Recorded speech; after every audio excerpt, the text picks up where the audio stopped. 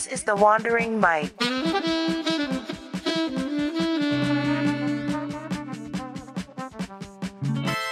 Welcome everyone to the Wandering Mike. Today I'm here with Daniel. Hey Daniel, how's it going? Wandering Mike, it's good to have found you. Nice. I can't wait for the conversation. I think it's going to be a very interesting and important one as well that we're going to have today. Um, if you want to get us started, if you just want to introduce yourself a little bit, tell us about your life, your journey, anything you want to share. Yeah, I was born in former Yugoslavia, right? Country that doesn't exist anymore. And Right. I came on this planet, I think, like a lot of individuals with health problems. And for a long period of time, I took the scapegoat of like, oh, it's genetics. This is my genetics. But I fixed everything. Really, I hit a rock bottom with my health, and medical system failed me, and I'm in the field. I studied science pretty much from the moment that I got to choose. And here I am today showcasing that really the body has a lot of regenerative potential, and that is what I spent the graduate degree in doing the nitty gritty details, tracing cells, finding out ways in which that holds true, and what are the limits, or how to activate it. My background, I was an athlete. I played water polo for Team Canada in my early 20s, and then went to go pursue to Mm. be a doctor, but that wasn't gonna work out for me. I asked too many questions, and I'm too slow. I like to expand ideas, so I might get through 2 patients in a day, right? So that wasn't me, and that's exactly where, I took the graduate studies, which was in stem cell biology. I moved into a doctorate for molecular profiling of exercise. So how does exercise change your blood chemistry? How can we take big panels of computational biology and make a predictive outcome for you? And that gave me an insight into, if you go to the doctor, like, "Hey, I'm healthy, but I wanna get healthier. What can I do?" Doctor's gonna tell you, "Get the hell out of my office." Right? "Come back when you're sick, don't waste my time." And that's Right. because they're not there to help you optimize and be the best version. They're there to help you be stable and make sure you're not dead. And I think people don't know today what they can use their doctors for. And this is where I saw the opportunity, like, okay, well, COVID started and I took a break from the PhD, and I had a lot of people coming to me, hey, how do I keep myself healthy? Hey, what do I do against this? What should I be doing? And it took everything I knew from back. I was a personal trainer in my early 20s. I have the athletic background. Performance has always been a big part of my life. And I took that with the knowledge now with, the cellular and molecular physiology of how we function. And so combine it together to really start packaging for people like, well, this is your best chance for, having not only not getting sick at the moment from this, the scares, but this is how you would live a healthy life to your 30s, 40s, 50s, 60s. And so I started contracting out to different groups as well who are interested in, me taking a look at their data set because they had very interesting data sets and their statistics gave them hits, but then they didn't really have an understanding, what does this mean for us? And so I am the biological nerd that loves the nitty-gritties of what's going on, the molecular details. And so I brought forward meaning to their, data sets. And from that, I really kind of spearheaded my own protocols, my own, I opened up my front door saying, well, I am your contact, your connection, your bridge between health and science. And so I started my own consultancy, Timeline Sciences, with the very simple notion we live in one timeline, and you use science as a tool to describe what's going on around you. And today we have a lot of marketing that looks like science. It's like Halloween, right? Like you dress up like a pirate, but you're not a pirate. So there's a lot of that in today's day and age where it looks like it's nutritional advice, and if it was plain wrong, it'd be easy. But because there's a grain of truth in it, it gets people hung up and onto really bad ideas that takes a really long time to um, to become aware that it's not serving you to make good decisions for your life on a day-to-day basis. You want ideas that go in line with what's going on with your physiology. And calories is the example I'm talking about, but it's a fine starting point, but get to the next step as soon as possible so you can make better decisions from the day to day so that you're knowing how to maintain and upkeep what I would say the most complicated piece of biotechnology in existence, which is the human body. And so I've built out my consultancy, and now it's a time to let people know the front doors are open. I have the science skill, the business skill is something that I'm learning.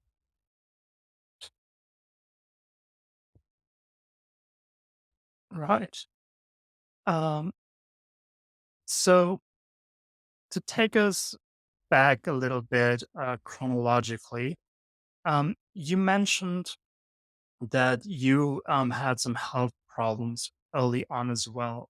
Maybe if you just want to tell us a little bit more about, so was that the main factor that was why you were always interested in this field? Is that what got you started in the field?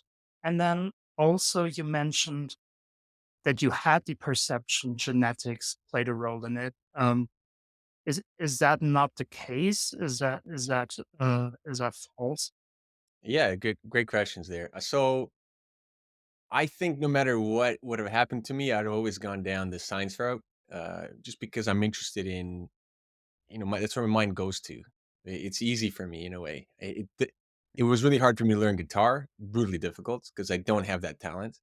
I don't have the musical talent. I Mm, wish I did, but I have like two left hands for playing guitar. I can play it, but nowhere near this, certain level that my friends who put way less effort in can. But abstract thinking, the science, it just very simple, very easy to me. I never call it a lot of effort. And so my health challenges, I had allergies to everything. We're talking hay, pollen, foods. Um, at one point in time, my adult life, which was sort of at the bare bottom, I started becoming allergic to carbohydrates. So the real culprit was I was oh, living in a basement that was moldy. I was renting out during my grad studies, and when you're surrounded by mycotoxins, toxins from fungus, it can wreak havoc on the body and the systems, and it looks like AIDS on a blood level, where your immune system just becomes absolutely destroyed. It's a constant fight, a struggle for the immune system. So you go through this, um, you know, uh, uh, it's yeah, just a simple way to put it. It looks similar as if, hey, you have HIV, and so that was probably the lowest point where you know it, once I figured that out, I have my own blood results charted out and stratified, and I've done the whole call it whatever tests were available to me to get me to understand what was going on. But um, the point being there is that really got me to take, I guess, a lot more of initiative in participating in the investigation of health. Not just, hey, I'll consume the knowledge that's present in textbook. Hey, I'll consume the knowledge that someone else put forward. But I'm in a laboratory which has microscopes, cell culture, fancy machines. So I can participate in the providing information. I have now also the skill set in how to be able to go about going down the list of possibilities. And again, I have the love for biology, right? When I heard about in the genetic idea, when I heard about recombinant DNA, so this is the idea where I can take human insulin or human growth hormone.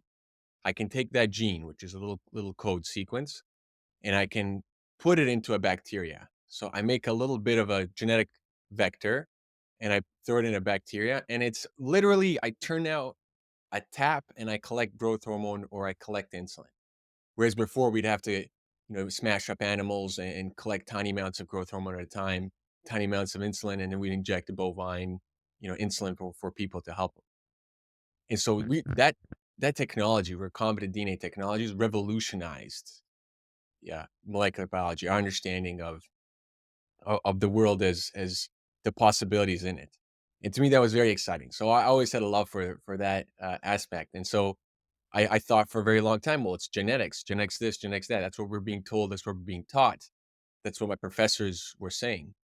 But when you get to a point where you can evaluate the evidence, so now I'm at a position where I'm sitting at the desk and I'm going through the literature, I'm trying to find where people are pulling this evidence from. Like this, it's it doesn't look good.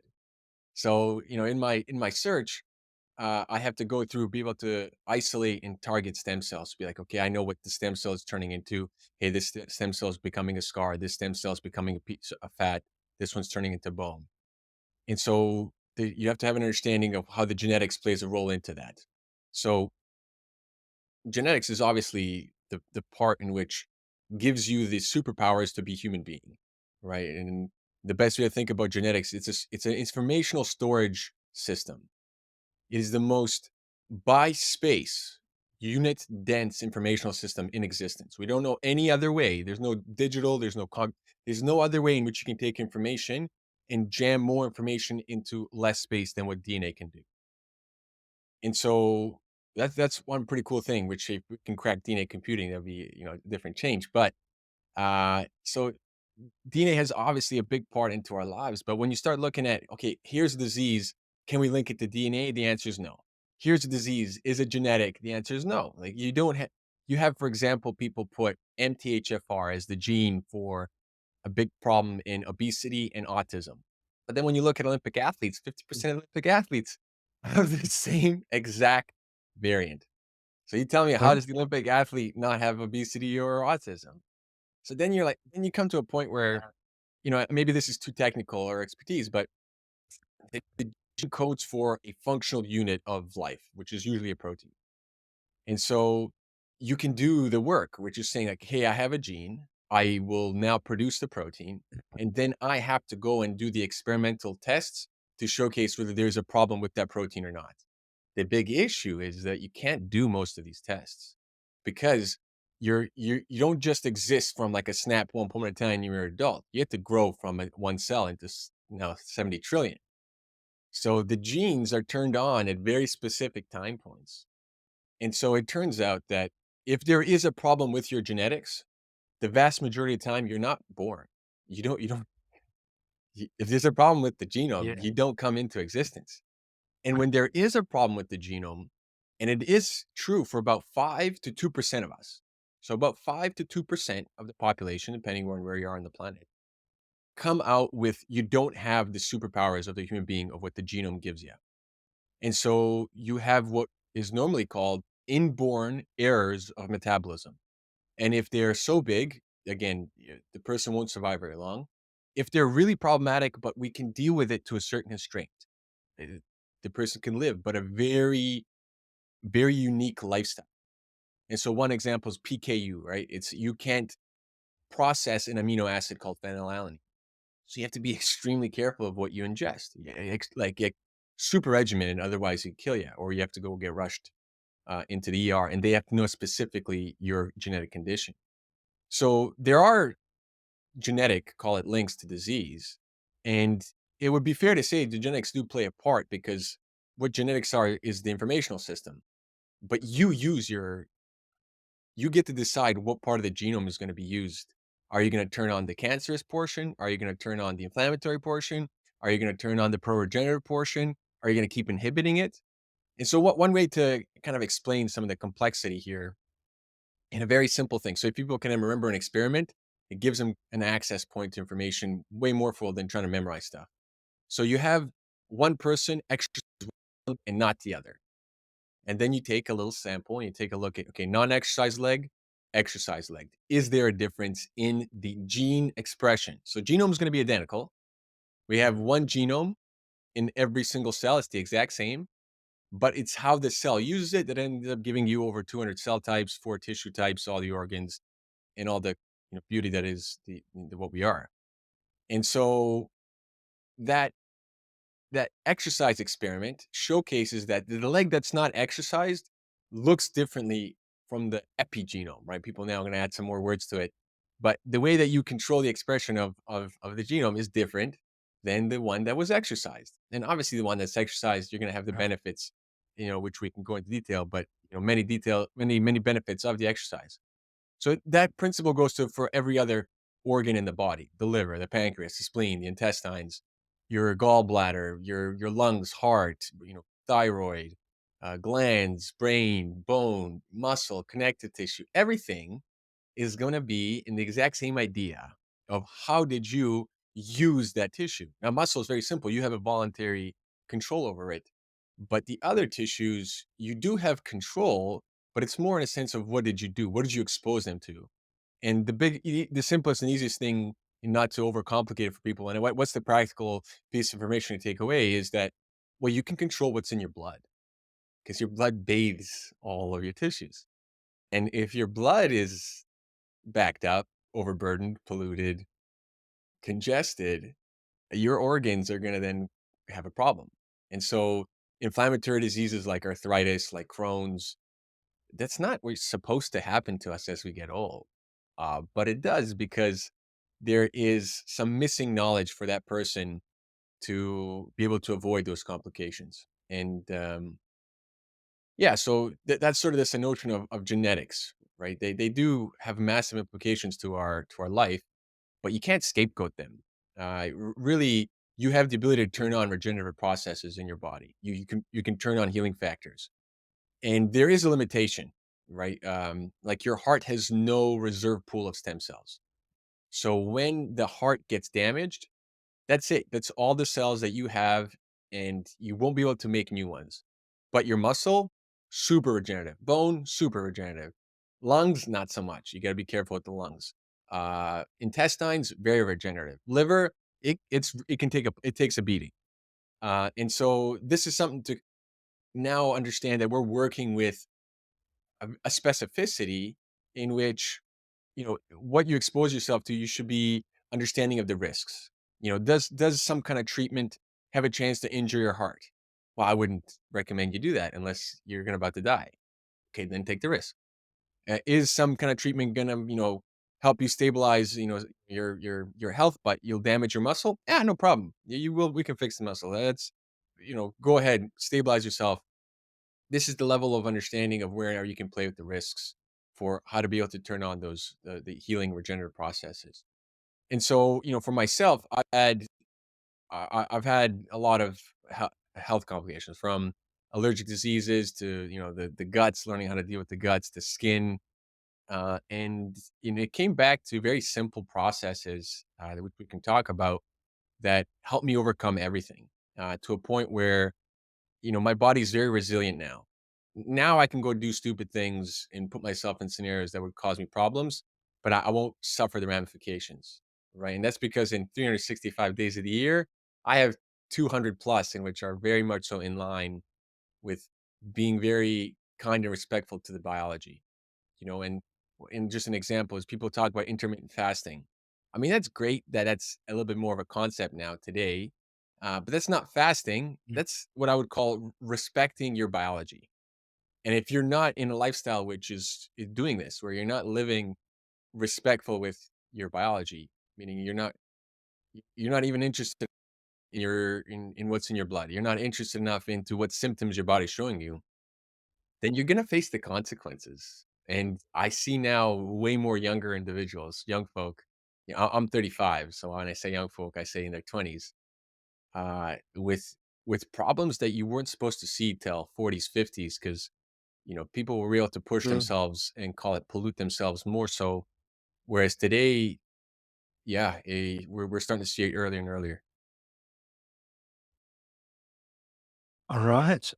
Um, there's a bunch of questions that just arose. I mean, which is good from the things that you mentioned.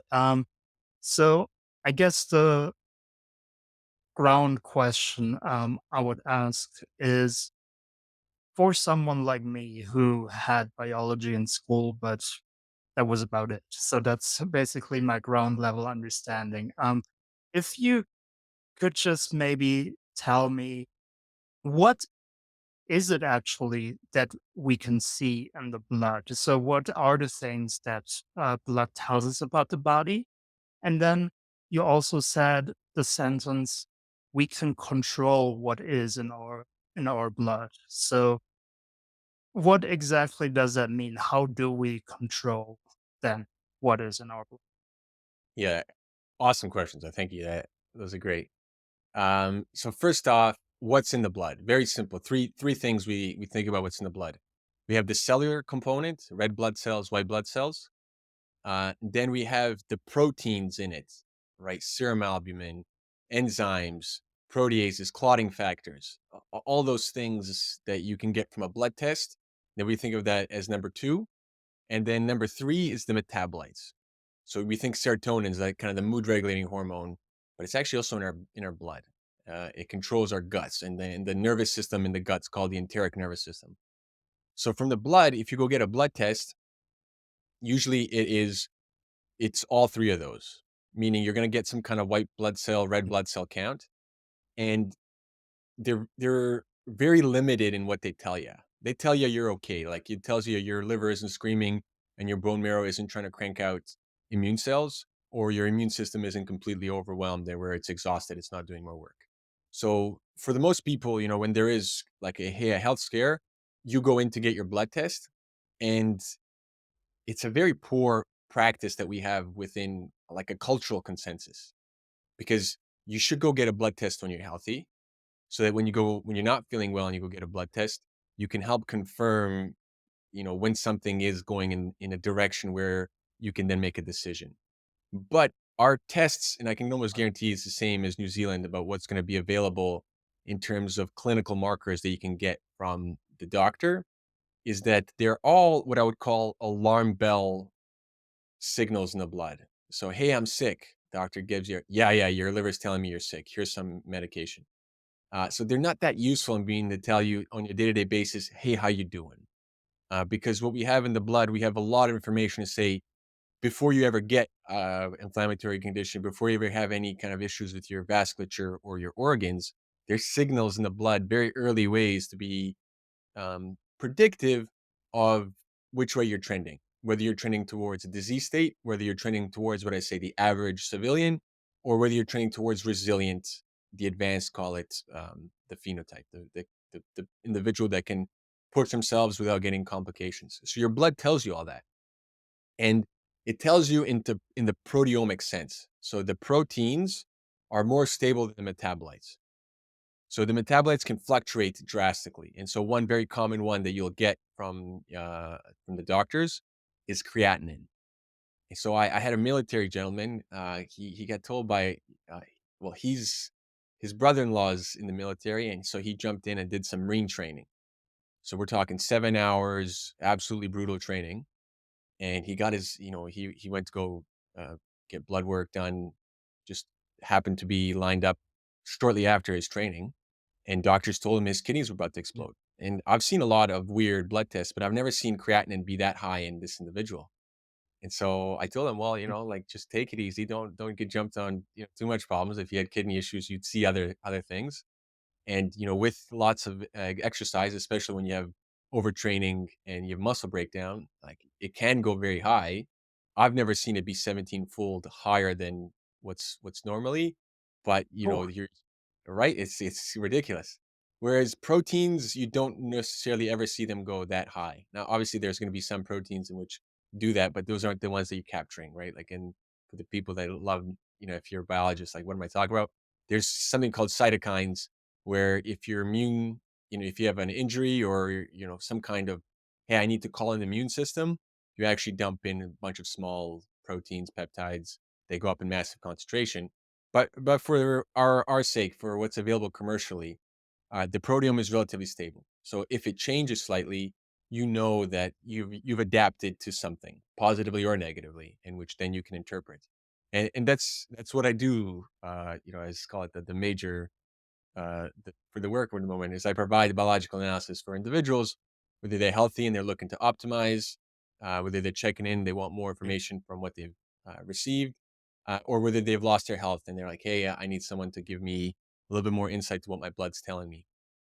And so that's did I answer both, or did I miss a portion Um, there? no, I think that was Right. very useful.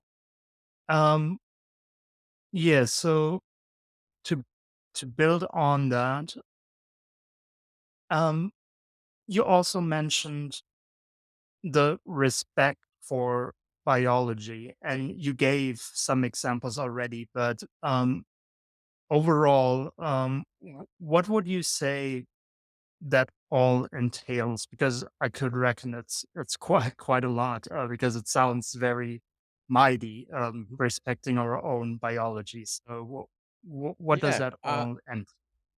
Well, I guess, like, think of it this way, like, you're in a constant state of growth. There's never a point where you're not growing, and it's the idea of you getting to choose what, and I guess I didn't answer quite what, just take it back, say, what can you do to control what's in your blood? Well, it's when do you sleep? How do you sleep? What do you eat? When are you eating? How much are you moving? When are you moving? What's your environment? Right? Those are things that are in your control that can affect all those aspects. And so, I guess to take us there to the next step is that you're in a constant state of growth, right? And so you're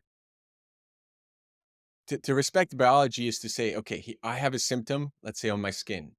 Uh, as men, we do a terrible job of being like, it's okay, it's not a problem yet. I won't deal with it. And so we put it off until like, oh my goodness. Or I have a toothache. It's okay. I'll go see a dentist later.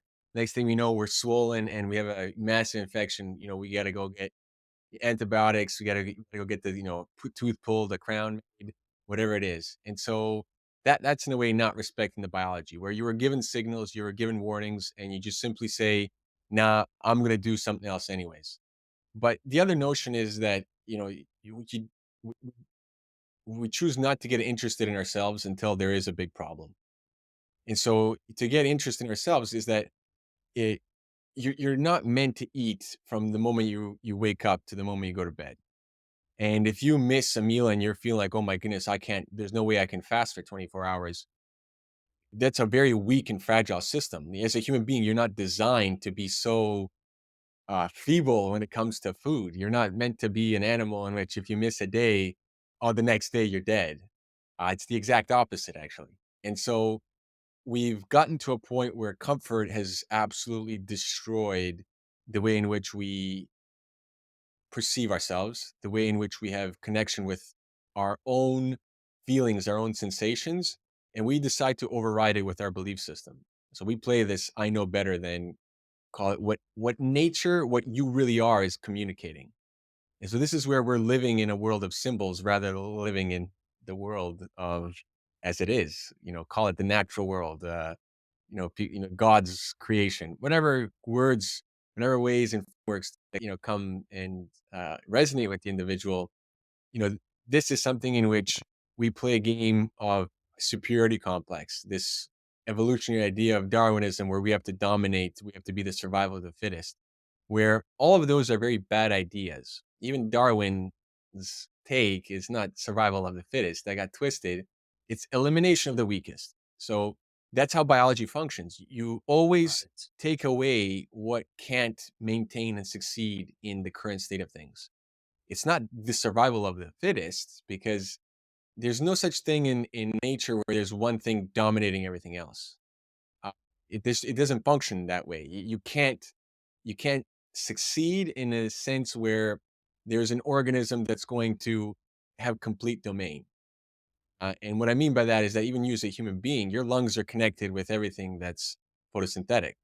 So if there's not photosynthetic organisms on this planet, you can't exist. If there isn't the food chain in which you can pull nutrients into a form in which you can assimilate, well, you can't exist. So nature is a lot about what you can integrate within your surroundings. And so this is some of the notions of which, okay, you have to live respectfully, which is, I know we are very much so in this 21st century of, okay, I am inside my skin, but there's quite the old doctrines of, hey, you're one with everything else. You're still part of this, call it matrix in the very biological sense, like um, uh, a dimensional space in which is connected with through the different, call it, frameworks. And so, how do you go about living respectfully with biology? You can go and try and study it, which I don't recommend. The reason I don't recommend it is I've spent, well, the better half of my life, 2 decades going into the heavy duty nitty gritty. And I see a lot of people coming out of it with very bad ideas. They they don't go in with a strong enough character to be able to recognize information and how to audit the information. And so they come out and they say things like, well, sunlight causes cancer. So I'll take a step there and just kind of and unpack that. You have doctors, doctorates, nutritionists. You have so many people parroting the same idea, like sunlight causes cancer.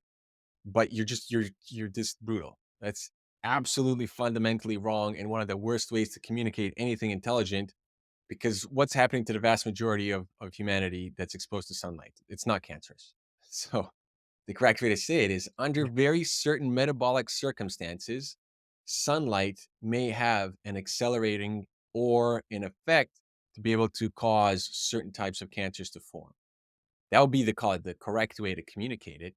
But even then, it might not be causal. It might simply be an accelerant to something that's already present to bring it to a certain state.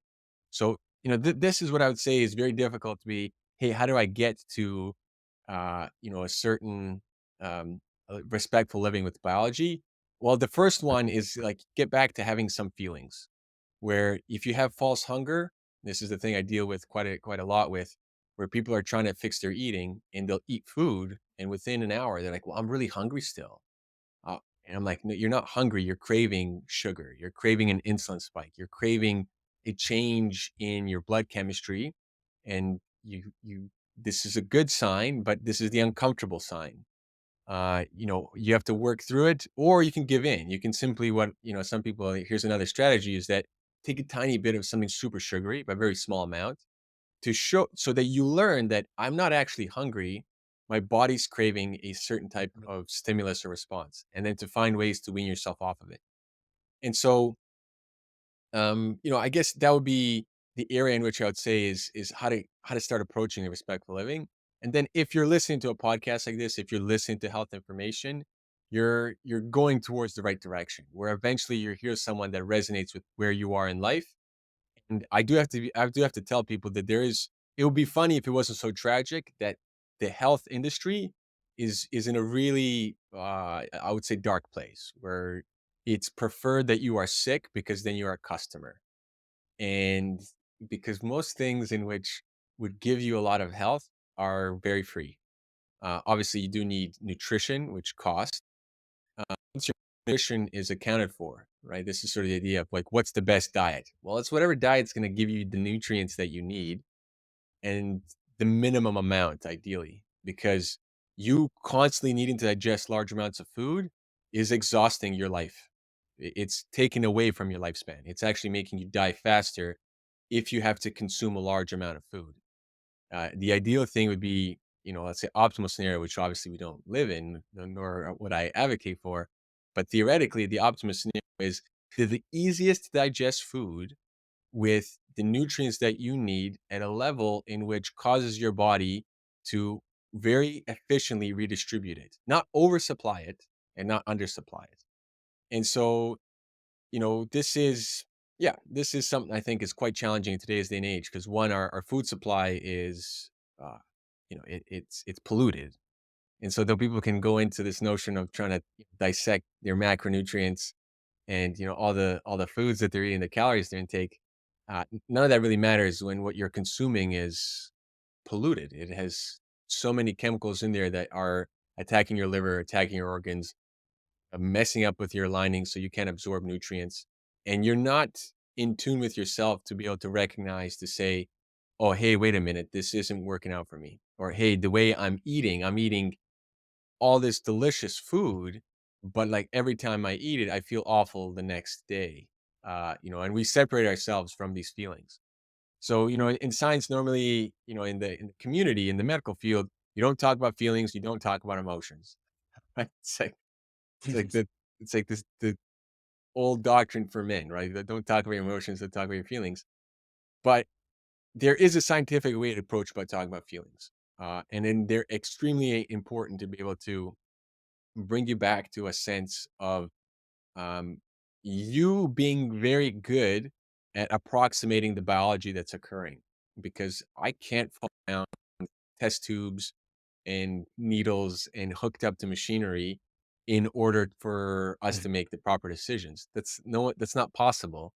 And so if you're very bad, like if you suck at describing how you're feeling, you're just making it harder for someone like me to work with you. The better you have at actually getting to your feelings, whether it's, hey, I have pressure within my chest, my thoracic cavity. Hey, there's constant abdominal pressure. Hey, I'm having difficulty constantly needing to urinate, and it only happens at X time of day.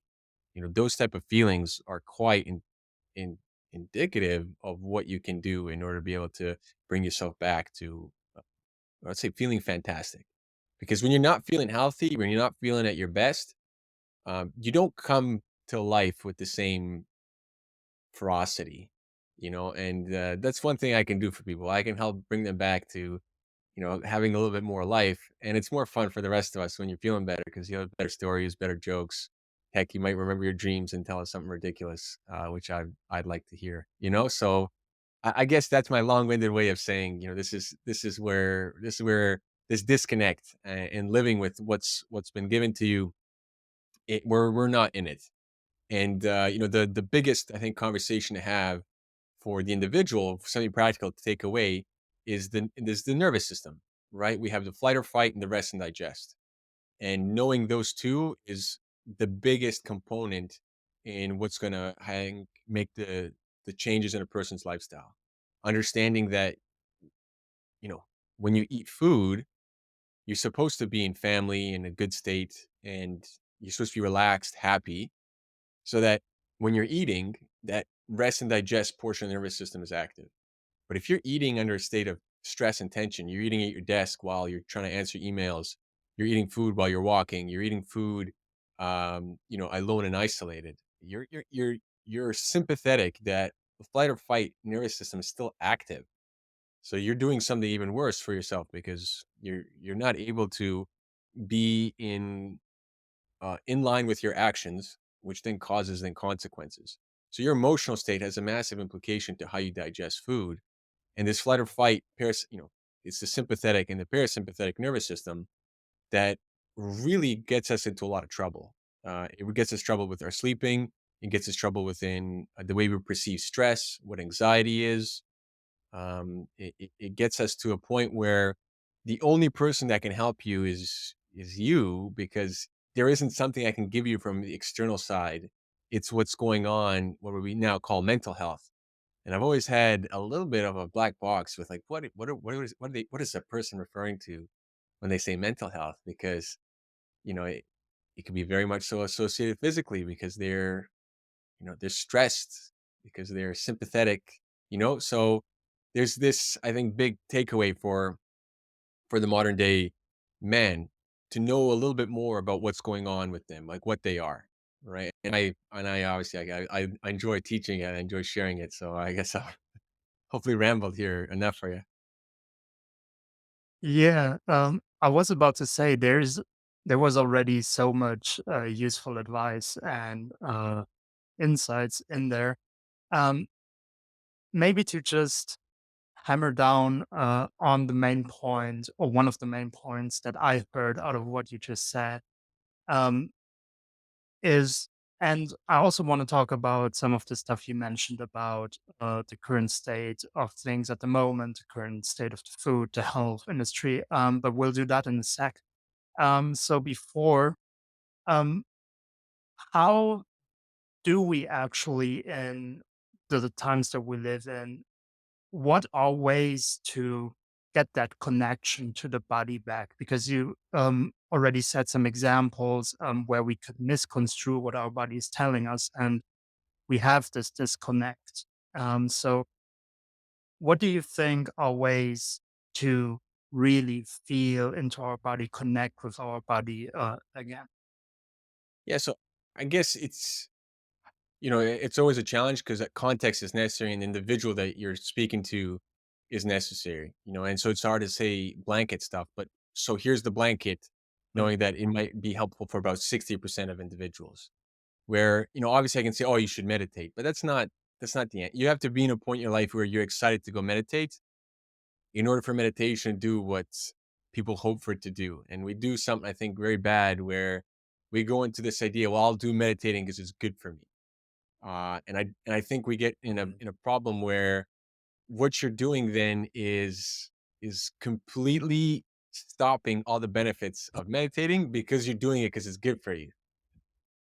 Instead of saying, I'll Right. sit, I find this joyful, and what the consequences are afterwards, that's okay. I'll whatever they come, they come.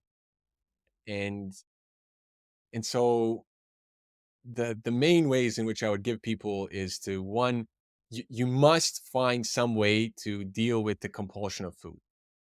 And so that is the number one challenge, I think, for today's day and age. We have the refrigerator and it's caused a lot of problems. We have all this technology, it's causing a lot of problems. And so it's helpful to leave your devices and go out in nature, obviously. But it's ideal to put yourself in states of discomfort. And so fasting is uncomfortable. I refer to fasting as nature's operating table. And I've taken that from a doctrine which I couldn't tell you because I read a lot of text. But the idea is that the moment you participate in fasting, is that your body is then able to do the repair portion. And so if you're really backed up, only fast for 3 days. Meaning if you haven't never done it, if you spent your whole entire life eating constantly, 2, 3 meals a day, only fast for 3 days. Go back maximum. One day would be an achievement. But some people, I know they're sort of zero to heroes. I've had individuals that have joined me for my ice plunges, and they are in there for 15 minutes, and I'm worried about them. Then they have, like nerve tingling for 6 months, or they get, shakes for the rest of the evening, and I know those types are out there. So always everything in respectful steps in biology, slow and steady. And so the fasting, I think, is something that's very different from the intermittent fast. Pretty much bottom line is that you must intermittent fast. You must have a scheduled way in which you've decided to eat. It's either 2 meals or 1 meal. If you're eating 3 meals, it's not if, it's you will get a problem. There will be a health issue guaranteed. And it's only gonna come sooner because the food's less quality. And that's why we're seeing as much problems as we see them today. So you cannot eat from sunrise to sunset. And so intermittent fasting isn't fasting. We can call it that just so people can know what we're talking about. But you must Yeah. regiment and give your body 12 to 16 hours of no calories. That doesn't mean you can't drink herbals, that you can't, have a black coffee. But if you put sugar or milk in your coffee, you've now brought calories in, you brought a hormonal response. That hormonal response overrides your reparative responses.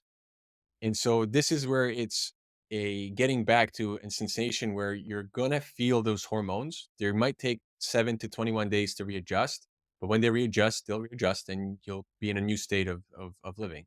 Where then if you try and go back to eating, let's say 3 meals a day, you'll have that third meal and you'll feel awful. You'll feel backed up, you'll feel pressure, Yeah. you'll feel your body's now numb to.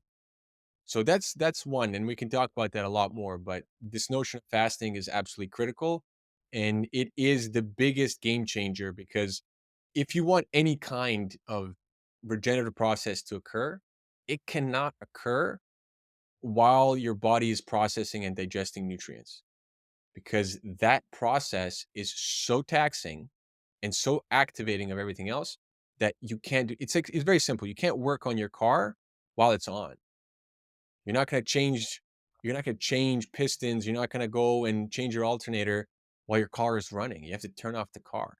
You don't want fuel running through the engine. It's the exact same concept with a lot more of, call it, difficulty, in the biological sense. The second part is put yourself in states of discomfort, and the easiest ones are sauna and cold, so hot and cold. And putting yourself in hot and cold is a stressor in which your body has to rise to the challenge to overcome. And so the human is, you can think of us like a sponge, and being in the hot and cold is like wringing yourself out. And now that sponge can absorb and pull in things again. And so you want to squeeze, rinse yourself out, and so that you can pull back in things that are good.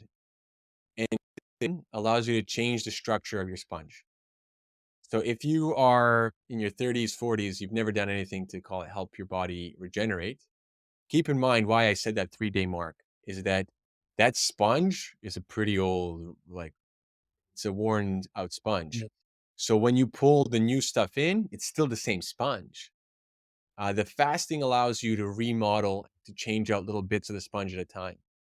And if you go for, let's say, the 0 to hero, let's say, "Hey, I'm gonna go 7-day fast. Hey, I'm doing great. I'll go 14 days," which people can, and it doesn't mean you shouldn't, right? But the issue becomes is that you have to clean that sponge with the materials in which was in the sponge. So that's why you have to do a wringing out. Do 3 days, pull in new stuff. Mhm. You can live a little bit, and then you again go so that what's doing the cleaning process isn't already polluted. If that analogy made sense without going too much into technicals. So, this is coming back into a sense of, hey, how do I get the health? But I would then try to push one step forward, which is, can you get to a point where you have the um, what I would say, like the wanderer effect, where you are watching yourself participate in life. And so this is something that's also written back in, for Marcus Aurelius's memoirs. And I was kind of shocked when I, read the book, where he talked about what, Buddhism talks about, what Hinduism talks about, what Taoism, which a lot of the Eastern philosophy of meditation, what they brought forward was to, observe yourself as you live life. That's the idea, is that you're through this meditation that you can gain a state of awareness where if you're mad, you know you're mad, and you're mad for a reason in which you find acceptable. If you're happy, you know you're happy, which is even great. Something genuinely made you happy versus being reactive to the world. Now I'm mad. Now I'm happy. Now I'm sad. And so Marcus Aurelius, and Right. that tells you sort of the states in which people function in that era and how how astute they could have been, they were possibly is that he says, live life like you are the eagle watching yourself from above. And so this isn't something that comes natural to the individual. And I think it's a lot harder for some individuals than others. For a young soul, if that's a thing, a lot harder. For the old souls, it's, hey, do the opposite. You got to live in the body, don't be out in the clouds. And so this practice of observing yourself is a way to come back to a sense where you can you can, for example, you can eat an insane amount of food and be like, "Hey, I'm barely feeling full. What's going on? This isn't how other people are living. Is this something fault in my system?" And I think it's extremely important to participate in being the observer and participate in investigating the world around you and get interested in yourself because if you don't, the world can't wait to tell you exactly how you're supposed to, it's called think, act, and what you're supposed to see. So that would be my way of saying, like, the initial steps. Yeah. I love how the last thing you said actually tied in perfectly into what I was wanting to ask about anyway. And that is basically what is going on around us. So we are obviously, um, and I know generalization is always bad, but I would say that the messages you just told us, we are usually not publicly being told. We are encouraged to eat, to consume. We are basically told to use whatever man-made drugs we have to help us on our journey and all these things. So um, yeah, basically with what you just said, just observing everything around you. How can we be sure or not sure, like what is actually helping me, what is being said out there, and what is that's not too broad of a question. No, I mean that's a very good question because hey, how does the average individual navigate the landscape today? And I would say, oh, just listen to me, right? That's obviously not everyone's going to find me in time. Um, no, it's an impossible question because you know you we all have our own way of um, discerning what's true and what's not. And I think there is a real challenge for today's individuals where we're they're in one of two camps. Either they're like, "Hey, that's the expert, that's the authority. I'll listen to them. They're saying something that's easier, so I'll go with it." Or they're what I've meet with a lot of youth, where a lot of youth has realized, like, "Hey, my dad died with like 12 medications. My fam, this guy's." on an antidepressant, and they see the problems, and then they can see somebody else and be like, well, that guy's fine. So, what's going on? And they ask the questions. So my best advice that I could say is that you should be able to know how to ask the right question. And even if you don't know anything too in much the detail, um, this is where vast majority of us instinctively understand science. And it's the idea of seeking truth, right? And so I think science literacy is an all-time low because there is a laziness in which we like to defer our authority to somebody else. Well, that guy's the expert. I'll listen to him. Where it takes a little bit of courage and effort to listen to the immunologist that's telling you, hey, don't get the flu shot. And you're like, well, 4 out of 5 immunologists say get it. Well, it's not a democratic process. Well, what's the one guy saying? Let's hear it. Maybe he's the smartest guy in the room. And it's often when someone has an opinion in which is backed by their own experiences and they have something to show for it, that they're usually on what I would say the anecdotal path to finding out the next Nobel Prize winning event, right? So people often like to say anecdotal as if it's like dismissing the finding, but there's a good way to, it's called follow anecdotes, and there's a bad way. And all anecdote is to tell you it's the observation without the scientific rigor. Okay, the scientific rigor comes. So you have to have first some observation, which you base your call it further investigation on. And knowing how to set that up is a skill. Yes, you can leave that to the people that have it experience in schooling and this and that. But for the average individual, why I say science literacy is super low and it's intuitive in us is when I talk to, my friends that are in construction jobs, when I talk to my friends that are not engineers, when I talk to my friends that are, for example, in food service industry, when I talk to my friends that are hospitality and other areas, all of them have very, very short, very simple way to explain what science is. I get answers like, well, it's knowledge-based evidence or evidence-based knowledge. It's the truth. It's the secret of truth. It's a tool. They're all very in line with what science is. When I ask the people that are very much so in it, they go off telling me about, you know, an enterprise. And yeah, sure, science is an enterprise of databases and this and that. But they get to a point where they're doing what I'd say like authority classification. They're saying, well, you need people that are accredited are doing the science. Where the reality is that every single one of us, by nature of being alive and existing, is part of the game of now someone else can observe us, whether we will like to or not, and use us as living data. So this notion is very simple, right? That the first portion of science is that you observe something and you create a knowledge base. So if you go and ask a question to a professional and they're telling you stuff and you can ask them, well, how do you know this? How did you detect that? Because in order to have a knowledge base, you go from your eyeball. Let's say I see something. I have a detection system, which is the eyeball. It goes through this integrated process and then out comes out some knowledge. And if I did that portion wrong, there's absolutely nothing you can continue off of that in which is going to have any merit further in science. So your observation to knowledge has to be impeccable. And if it is, then it can be built upon, right? And so, and science can end there. So, for example, I go into the forest, I observe what mushrooms are growing. And so I write down and I jot down the mushrooms. That's it. That's an observational study. Good enough. Someone can use that, be like, oh, okay, we have rotulas, we have Cerampolinas, we got amanitas, blah, blah, blah, yada, yada. The next portion of what science is and why I say, how a person would approach it is that this is the part where nobody really wants to do and it's super tedious. It's taking the measurement. Now, the second portion of science is you're measuring the world. And when you're measuring the world, you're creating now evidence. This is your testable evidence that you're bringing forward. So, hey, I found 30 people that are sick. And, when I took their blood, I found, you know, serum albumin was skyrocketing high. So now you have evidence. You're like, okay, these people that were sick had this portion. If you did a very bad job of characterizing it initially, the observation knowledge, you can make all sorts of nonsense with, like what that means and inferences.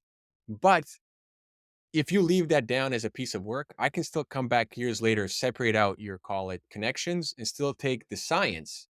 So what's the science there? Well, it's the measurement. It's like, okay, well, this is the blood value. These are the people, this is the age, this is their other characteristics at the time. And so when you take a measurement, you need a control, right? Like it's all about what you're comparing to. In the field, people say you have to compare apples to apples, not apples to oranges.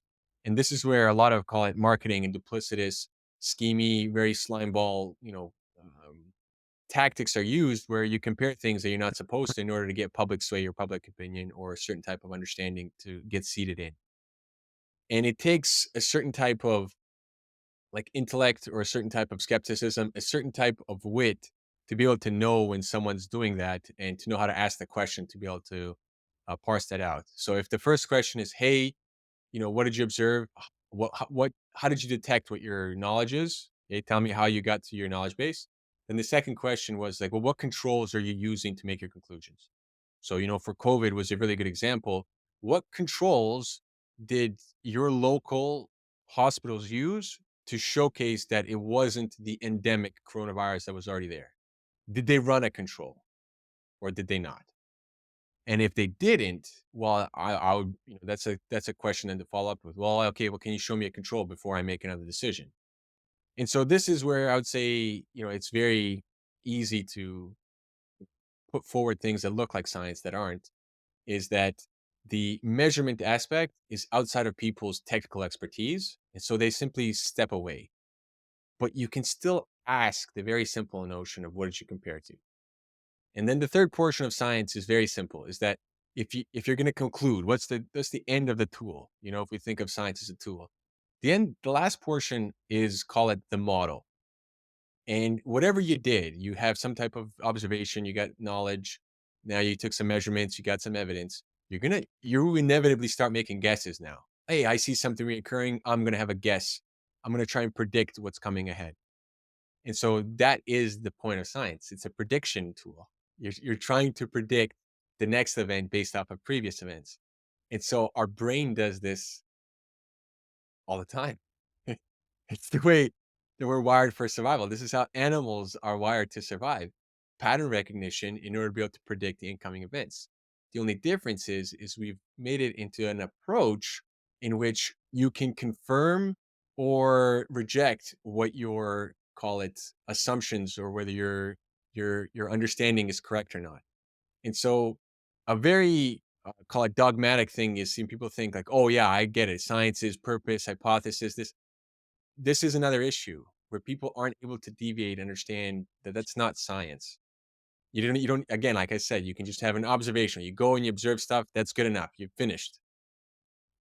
If you want a hypothesis, that's fine. Hypothesis can often lead you down years of wasted work because hypothesis is part of the experimental design.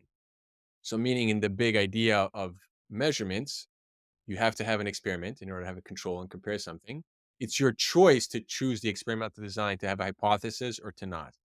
You can also have the experimental design be a question based design, meaning that the way you set up your experiment, you're always going to gather information. Whereas if you do the hypothesis, you might say, I reject or accept my hypothesis, except my hypothesis is so specific. And in the laboratory conditions I've set, I always get it and I always investigate it. I'll never do the experiment that would showcase that my model or what I'm doing has no application outside of, this paradigm. And so for the average individual, it would be find sources in which that you find trustworthy. And the best way to be like, hey, what areas are trustworthy? It's not because some guy has a stamp of saying, hey, I'm a doctor and I'm doing this. It's it's the guy that's saying things in which has results. It's the guy in which that's saying or girl that's saying things that isn't trying to sell you on a very particular, call it way. Rather, they're putting forward ideas. And often the individual that is the most trustworthy is the one that sounds not confident because what they're doing is they're trying to share with you the level of call it complexity or uncertainty that exists still within the biological world because it's not like test tube chemistry. It's not like physics where you get an equation and you're like, yeah, here's our results. Biology deals with an incredible amount of variation. And so you're always dealing on this probability scale. And the people that communicate that are often very well aware how it doesn't always apply to everyone because there'll be some outlier, somebody that, let's say, has a nervous system stuck on because that's, the state that they're in. And so the individuals will showcase and try and be very careful in how they're describing the world around. And there really isn't, call it like the one individual that knows it all. But when you kind of see the landscape today where you can look at, forget the lady's name, I think it's Barbara. Then you have someone else like Huberman. Then you have somebody else like um, you know, Mercola. They're all saying different things. They might be not perfect in some regard because, hey, they didn't know other piece of information, but they're almost undoubtedly giving you stuff to really make your life better. Like your life will get better if you follow a portion of what they're saying, right? Or even just try and test it out. So that would be, I guess, my advice to individuals and hey, how to navigate today's landscape is come back to very the basics, right? The experts, well, the real experts, not the guys that are pretending to be experts. The real experts are the ones in every field that know the basic fundamentals to such a phenomenal degree that any new information that comes in, they know from which foundation to work off of.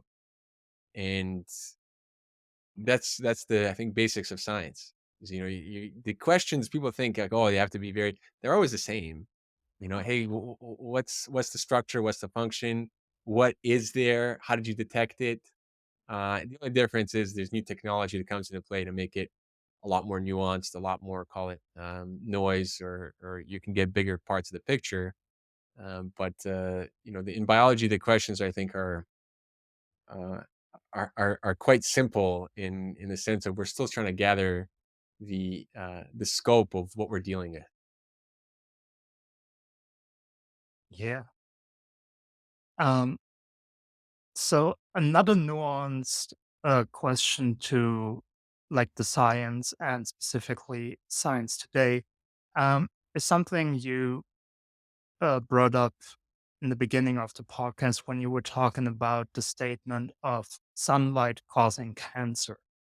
Um, so why do you think that, or I don't know if it's true, but do you think that in science today, these black and white statements are very prominent? And if so, why do you think that they are so liked and prominent?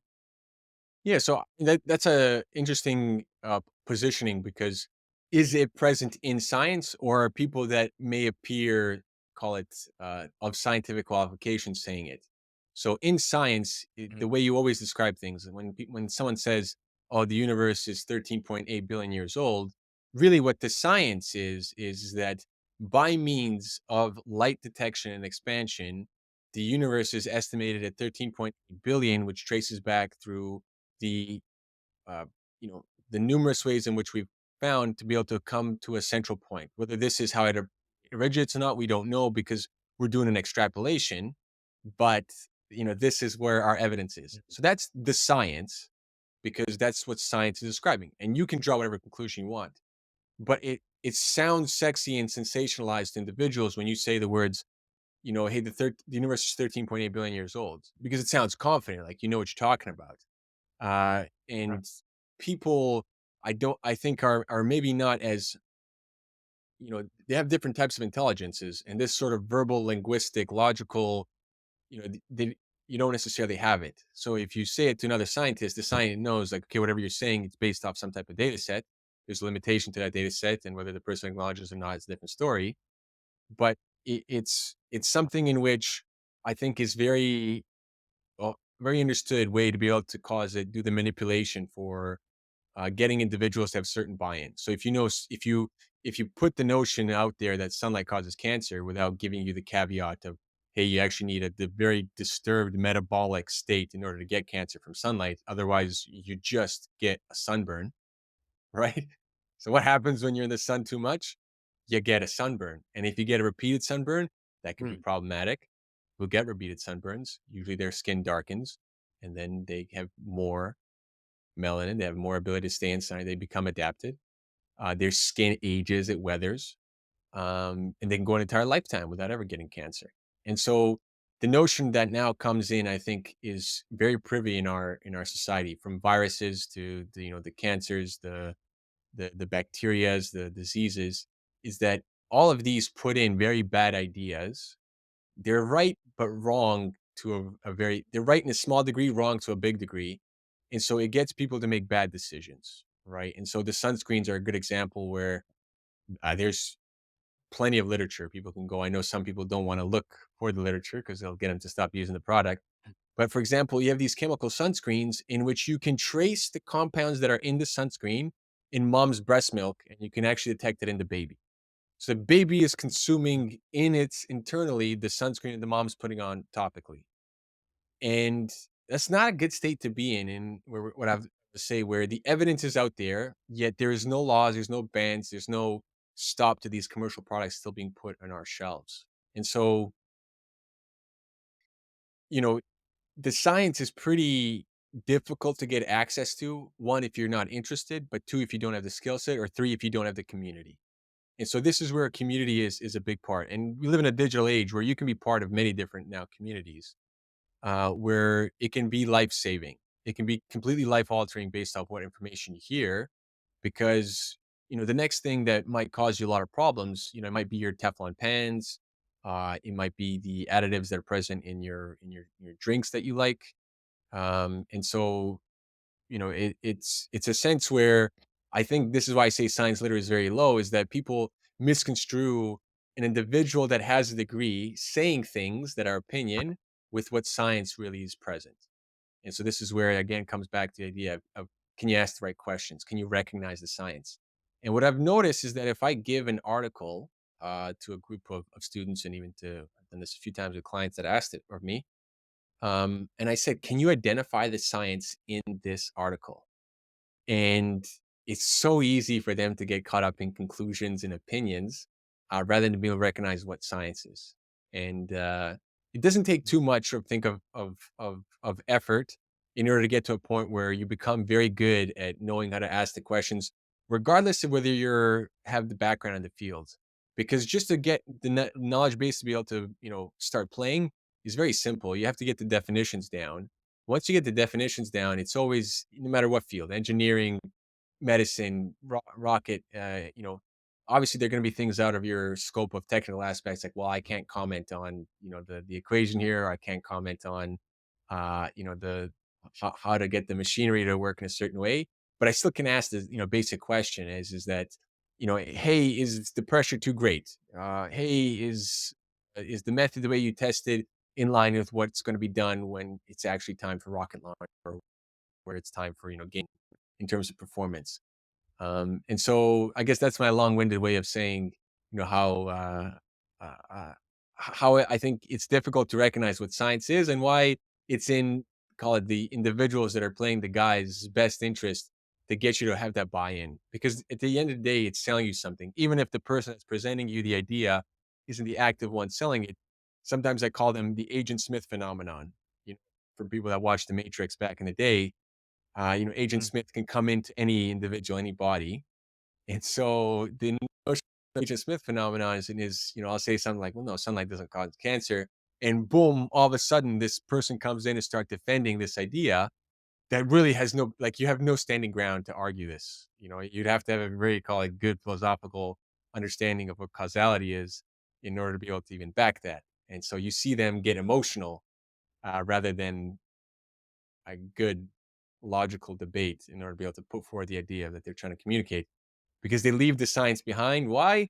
Because there isn't the science to support their claims. It's the science supports the opposite. Same idea where 99.9% of people don't die from a viral infection, right? Your viral infection might take you down a little bit, but you're not dying from it. You're dying from something else, right? And so this is sort of, I think, the importance in where there is uh, a little bit, I think, a difficulty for people to come and participate in the conversation, because people like to be in the right. And sometimes putting in the effort, learning, listening isn't in the person's, call it, certain, they're not in that point in their life. And I've noticed that uh, until they're hit rock bottom, they're not really willing to learn or recheck their beliefs, which, is a bit of a shame, where I'm on the other end. I'm constantly reevaluating my beliefs, because I feel, even though how much I've learned, how much I've spent time, there's always this itch that I don't know enough, even though I've probably gone through, let's say, 5 to 6,000 data sets on physiology. There's still what give me more. I want more.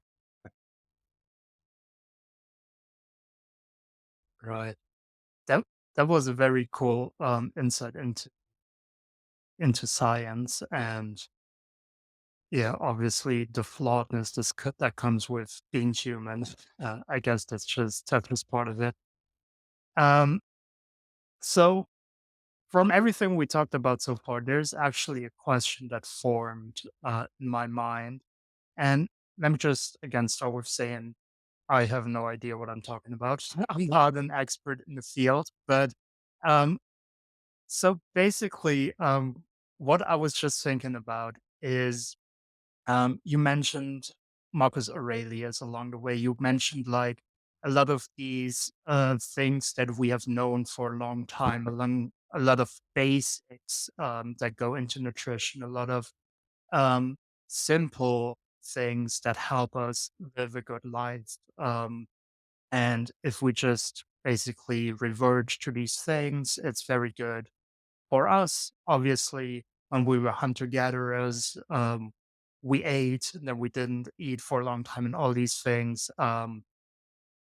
obviously make sense and are scientifically backed. And we also now live in a time where the food has a lot of chemicals in it, where we are surrounded by a lot of chemicals, as we have discussed as well, a lot of drugs and medication. And still, I would believe, and I think the common conception is that we live a lot longer now than we did like hundreds of years ago. Oh, okay. I already see you do this. So yeah, yeah, just what would you say to that statement? Do we have it better? Do we have it worse? What would you say? Yeah, my guess, my opinion is that we're the most unhealthy population that's ever been on planet Earth. And though overall life expectancy might be higher, uh, you're still playing a game of stratification where that very much might not be the case. Where at certain periods of history where you had smaller populations, you might have had those average populations live longer because they had absence of disease. And I think the Mm. civilizations and the people beforehand lived a lifestyle of feast and famine, which works very well with our biology for longevity and for health. And it is not what we do today. And so we can take a look at, I've taken the statistics for longevity. Japan is doing phenomenal. So that's a country where it might be called the leading edge, where there's never been a better civilization for health on the average, because they have 90-year-olds pretty consistently, whereas Canada, US, we have about an average of 83 for women, 80 for men. That's the average lifespan, but the health span is much shorter, where you start seeing problems at about 50, 55. Disease starts coming in. Right. And so now we have to get into a little bit of debate of, who's had it better off. The Greek city states, where you had a lot of poverty, but you also had very high class, the monarchs and the aristocrats. What percentage of individuals there live till their 80s, 90s without disease? Well, we can see from the records that they did have, quite a few individuals that made it into those years. So, and unlikely that they were burdened by, call it, diseases of today. Where when we compare our very developed world with isolated pockets of the planet, some of those isolated pockets on the planet, they don't have any of the diseases of modern man, of heart disease, diabetes, uh, inflammatory bowel disease, none of that. None of that exists in these current day pockets where we would say they're super economically, third world countries. So, it's always easy, I think, to say, stuff where you don't have data to say, oh, yeah, we live way better than they did 2000 years ago. I wasn't around 2000 years ago. If anyone was, please let me know. I'd love to talk to you. But, I can see just by the The amount of chemical complexity, along with now electricity, electromagnetic radiation. There's never been a society like us on planet Earth, and I don't think there's ever been more disease than today on planet Earth. I don't think there's ever been so much really unique, devastating complications for young folks as well. Where, yes, you might have had problems through certain periods of history and certain eras. You might be able to really kind of flush those out and put them as examples, but those were maybe 50, 100-year spans. But we're talking, let's say 10,000, 20,000 years in comparison. And so, they didn't have the atrazines, the glyphosates, the pesticides, the herbicides, the preservatives, the potassium bromides, the sorbates, the monosodium glutamates. They didn't have that. They just had you have to deal with eating the husk or the grain, and you might not know how to prepare it. You're dealing with legumes and vegetables that you might have had too much of. Call it the the the anti-nutrients that are present within those plants, but, people figure that out within a lifetime of how to get nutrition out of it. So, ancient man has also given us, not necessarily ancient, but just, the generations from previous, from Native American cultures to, our great grandparents. Well, they gave us ways in how to prepare certain foods extremely specifically, so that we know how to prepare grains, we know how to prepare legumes, the beans, the nightshades, so that we minimize the difficult complications and get the most out of it. So I think people like to make it seem like we live in this utopic time where I think we're actually living quite a little bit of a health tragedy where most of us would do better if we abstain from the modern lifestyle and not get caught up in it. And for those that do, we'll pass on genetics that are a lot more favorable to our kids, and those that are really heavily taking part in it. Well, we're already seeing the consequences. The you can see some of the stats from the 80s. We've been getting intellectually lower, right? The generations aren't getting smarter; they're getting worse off. Obviously, individuals always have the opportunity to be the outliers. We're just talking the average, and so, what's the culprit there? And I think the obvious point too is it's not going to be genetic. You don't have that fast genetic decline. It's for sure the nutritional components, right? What's the brain made out of? It's primarily fat and protein. And so, are you getting the adequate fats at the right time when you're developing? The likelihood is no. And so you want a lot of omega 3, and our diets are completely switched out for omega 6, which can cause a lot of problems and I think is one of the biggest culprits for the health. Call it the health disruptors, the things that are robbing you of your health. It's going to be that ratio skewed for fats. Where, I mean, fats are a little bit of a different topic altogether. It's something that we can have an hour long discussion on. But fats don't belong in the macronutrients. They're one of the most complicated molecules, and Yeah. you only use a small portion of what we refer to as fat for energy. The vast majority of fat, what you use is for composition and for regulation, for controlling your body, how you control your immune system, what your brain's made out of, what your cell membranes are made out of. That's all fat. But that's just another example of how what our cultural consensus is. What's the average understanding of what fat is, and how that relates to their life. They just think it's for energy. Rather, it really is what makes up your chemical composition. By far the most difficult one also to study. Maybe the carbohydrate one's also complex, but you have an immense difficulty in understanding the differences between these small fat molecules and how they interact with your heart, with your muscle, your brain, with your liver. And so I've had that opportunity with this is a little bit of a side, but this I work for a company called Molecular U, which is a blood testing company here in Canada. It gave me the confidence because I got to see so much information about individuals. So I got to see what's the variation like, and I got to see molecules of proteins and metabolites that people won't see for decades. This might never come commercially available, to your hometown, but it's available here in Canada for the select people that want to buy this, deep dive into their blood. And so what I can see is you have an unbelievable complexity of fats that are present in the blood, not one or two or three, but like 40. And so what are they doing? You know, we don't know from the full on biostatistical, the computational biology side, but we have the starting points. We know, for example, some are produced in liver, some are produced in muscle. We know the heart really likes to take up some of those.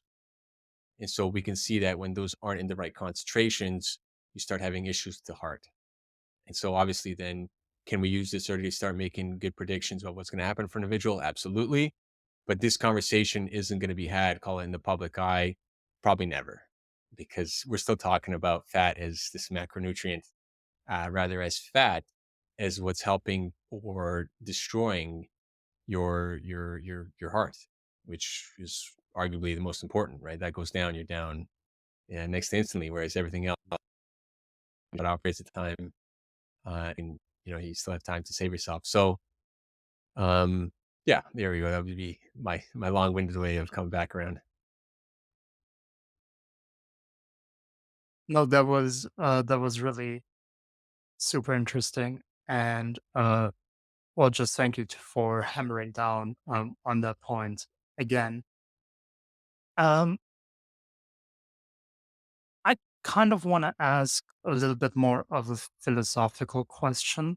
Um, so we talked a lot about uh, regenerating the body, giving the body the opportunity to regenerate itself, and um, I don't know if you're familiar with the idea of the ship of Theseus, where there's a ship and it's being completely rebuilt. And the question is it the same ship? So basically, what I want to ask is what are you or me or a person? What is that person as we've been talking about these intestines, these cells regenerating? What would you say are yourself Yeah, or I is love yours? it. It's one of my favorite topics, man. I appreciate you asking that. It's something I think about quite a bit. Where I would say what you are is a whirlpool. It's a structure. It's present. Yeah, I can walk by. It's there day in and day out, but it's constantly different water. And so it's this energetic process. What you are is an energy transformer. You take in energy in the form of light, sound, touch, and you put it into something in which then comes out as behavior, as action. You ingest the world as edible resources. You chew it down, you break it down, you make it into composition of your organs, of your cells. You hear ideas, and they come and they imprint on you, and now you start digesting and moving those ideas forward, or you completely let them go. And so you germinate the seeds. You're in a constant state of growth, where what you're growing is something that is in a mental space. It's the only person that can ever have access to is you. So, this is the very complicated idea of you. And you, I think, is something that is very much so important to come into understanding with, because the you and I are polarities. And to understand that that polarity is useful when I'm eating food, so that I don't put food in your mouth, that food goes into my mouth. Hmm. But to understand that we're both in a happening that's happening inescapable from where we're connected to. And so in biology, in the lectures, in anatomy, in microbiome, in genetics, there's only one, there's only one, what would you call it? One class that doesn't do this duplicitous job of separating you from what you are, and that's anatomy. If you go into microbiology, you are the animal genome, and the microbes are something foreign, they're different. If you go to, you know, immunology, it's your immune system, and the things that are attacking you is not you. If you go to genetics, this is your genome, and all the other ones outside are not your genome. But you know for a fact that you can't survive without microbes. If you don't have microbes, you die. It's very quickly. They are integral in how you function. They're not just outside, and you're different, and they're like an organ, except they're not internal, and they are internal in the intestines and in the lumen, which is technically external, in a specific technical way. So in anatomy, everything is you. It's your behavior. It's your body. It's your microbes. It's your actions. It's your movement. Everything is just the you. Everything is given there. And I think there's something very important that because it's again separating how the individual lives in the real world versus the world of symbols. Because the world is the way that we say that rather I don't know how to do it better, but here's a clap and it made it sound. That's the world that we live in. And so the world is relationship, meaning that in order for there to be a whirlpool, there must be water and there must be energy and there must be something other than water. Because if it was just water, would there be a possibility for a whirlpool to form? Well, no, I have never seen a whirlpool be in the bottom of the ocean. It's usually on a surface. So if there isn't a surface, then you can't have the whirlpool. So to understand this is a very, call it back and forth idea, but it's, I think, a very important idea, which gives people mental health because it gives you power rather than taking power away. Because then you understand what you're in control over, what the you is in control over at this moment, where I can control my muscles, I can control my actions, I can control my volition, I can control my thoughts to an extent, or I can control which thoughts to engage in, I can control which thoughts to water, and I can control what sentinels I place in the mind. So saying something like, um, I think women and pornography and this lust, this very sexual, this very flesh-like state has very captured our population, our time where a woman can't breastfeed anymore without having weirdos, approach or this perversion come. And I don't think that's the normal state. I don't think that's how human beings are intended to be. Rather, this is a way in which has drifted towards this notion through a, call it, lack of communication, a lack of understanding, a lack of self worth or self discipline. Because when a person has a thought, they don't put a sentinel up. They engage with it in a very, call it, primal or simple, very low class or without, call it, virtue behind their. And so when you see a flower, that's a beautiful flower. You enjoy the flower, and then you get on with your day. When you see a beautiful woman, oh, great, what a beautiful woman. I enjoy how the beauty, then you get on with your day. The issue comes where the person will now be stuck with this notion. And I want that woman. You don't want them. One woman's enough. They're a handful. Kidding. But there's maybe not the best example, but the point being is that this is a very simple way in which you can place a sentinel as a man or as a woman, in which seeds do you water? Do you water the seed of constant lust where you're craving flesh, or do you water the seed of, hey, uh, I want not just the flesh connection, but I want a mental connection. I want the emotional connection. I am not such a feeble individual in which the flesh of somebody else will cause me to have a complete another, call it, functional breakdown where I'm not able to compute or do anything else other than be enamored with that. And it's something very simple in which once you come to an awareness of like, okay, that's beauty, I appreciate it. That's great. Then you move on with your day. But when you keep watering, call it, the seeds of lust, of envy, of greed, and these type of ideas, then you go down that track. And so, what's the you that's present there? Because that individual is separate as from what I would say the original I that we would kind of accept in today's definition. But there's the event where that individual is evoking a feeling coming from, the space or the energy coming here. That is to call it the real you. And that's something that's quite, I think, fascinating and beautiful because you don't know how you're going to respond at any point in time of the day. I didn't know what kind of conversation or how much fun I'd have, sharing, these ideas with you. I didn't know what questions you're going to ask. And this is a way of Right. coming to a point where this is a genuine back and forth. This is not me saying these things. This is what we came together to be able to uh, share as ideas. Without you, I would have never gotten to this point. And so this is sort of this how to put it, this idea of oneness that we're within, and how important it still is to do the very much so specific articulation with our language to be able to point out the beauty and the specificities within it. Because at the end of the day, you still need to eat food in your mouth, and I still need to eat food in my mouth. We can't mess that up. And now taking that a step further, we can't just say, "Oh, we're all one," yada yada, and the day's done. no, there's still a whole boatload of, call it, complexity going on here. That at least gives us some kind of level ground to recognize that we're operating within a system, a gigantic system in which we can't escape. There's no escaping the matrix, but there is taking part in the matrix, remolding it, and reshaping to what part that we want to see come into this reality.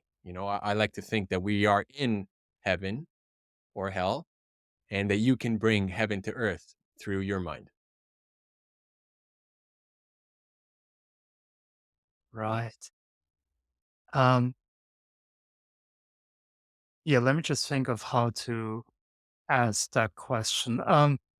Because what I heard in your answer, which was really cool as well, in my opinion, was sort of the idea of obviously living a moral, a good life. And obviously, everyone has their own personal definitions of what that might entail.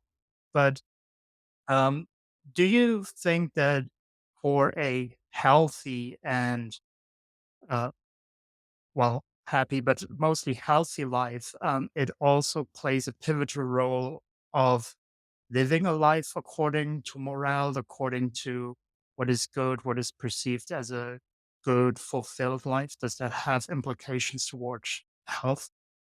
Yeah, I see from studying centurions that get 1 second. I sorry, but the dog here is giving me some attitude. No worries. Um, all right, I'm just gonna let her out. Mm.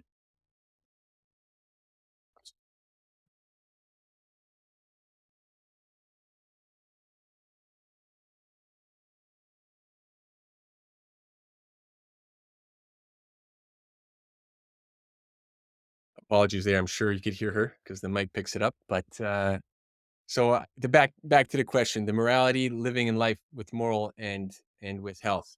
And I would say, a part of how I built my databases is I would look at how the centurions live and what kind of similarities they have. What can we pick out of individuals that live a very long time?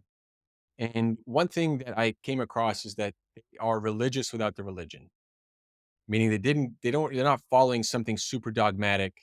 Rather, they're very much so in tune with their emotions. They're very much so in tune with the reverence for life, something greater, something beyond.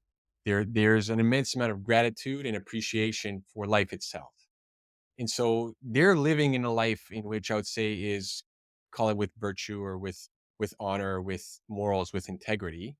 They weren't the type of individual to do these, call it, very hedonistic or shallow, or the seven deadly sins, so to speak. And some people that get very caught up in religion, why I say they're religious without the religion, they don't live the same type of life. Where it's funny, where the people that think they're the most virtuous are doing what I would say is the goody goodies of the world are doing some of the most evil. Where there's a proverb that says the road to hell is paved with good intentions. But when you're trying to force your good intentions on someone else, that's no longer good intentions. That's egotistical. And so I do think that this morality is also in line with honesty, is in line with you being honest with yourself and whether you have the strength of character in order to come to terms with what you are. And when people live a life with very much so with morality, within terms of strength of their character, it it shows, it radiates with their life, because they live to 100, they live to 80 something. And that's not to say that, if you don't live that life that way, it's no problems. Obviously, in today's day and age, if you don't have anyone within your family or within your community that knows sort of the health pitfalls, there's very likely that you'll just consume the food. You'll go through ways where you still are a moral person, you're still doing all the right stuff, but you just don't have, call it, the knowledge within your surroundings to make it. But what I am saying is that, you know that is a place where I can see that, as far as, whatever with science, what evidence I would point to, where the people that live, that make it to there, no one's a downer. I've never seen a centurion Mm, that you're gonna and they're like, I hate this guy and I hate this thing and this thing pisses me off. right. That's not the conversations they're having. they're very light. They're making jokes about stuff. They're poking fun at you for your ideas in a playful manner. They're making jokes about themselves. Um, they're there's a certain ease about them, stuff that rolls laissez-faire, rolls off their back. And I do think that the morality is something in which, well, I don't want to say is lacking today's day and age, but it's a scary time when you kind of switch out your morals for science, because science itself doesn't have the morals. The human being brings the morals, right? The human being brings the good and the bad. There's no good and bad in science. It's up to you in terms of what I want, whether that's good or bad. And so there's been atrocities done in the name of science. And I think that's absolute nonsense, hogwash, because there's no guy named Science. There's somebody behind that with the callousness, without a respect or regard for life, that's done something for their own vested interests. They haven't done it for science. So I think living life with morals is absolutely a part which people aren't talking about. This isn't a conversation that's being had outside of here. Yeah. And it was or is an important thing to point out, definitely. Um, well, Daniel, I feel like we could talk for many, many more hours, and I'm just very thankful for you to taking the time and sharing all this insights, all this science stuff, for lack of a better word, with us. I really, really appreciated it, and all the people that listen to us that resonated with as well. If you just want to tell us where can the people find you, where can people get in touch, find out more about the topics we talked about, and all the links to that I'll definitely put in the description as well, so people can find it. Yeah, the best place to find me is directly on my website.com. You can sign up for the newsletter to stay informed on the important aspects of health. I share that regularly, where we'll give the non-negotiables for health, the simple tips of how to take care of each tissue. And the social media that I use at the moment is Twitter, the X. So if you're on Twitter or X, you like that, that's great. And you can keep checking back at the website, where I will regularly upload free content, stuff that to help people. And then there's my protocols. There's the programs in which I share there, if it is something we're looking for to help get you back into a state of health, optimize your health, or to get you back from a disease state that you might have slipped under. All right. Um, yeah. Again, I appreciated your time. Thank you for the lovely and very informative conversation. And yeah, enjoy the rest of your evening, Vernon. Hey, it was a great time, Mike. Hey, thank you for the great questions. Of course. All right. Bye, everyone.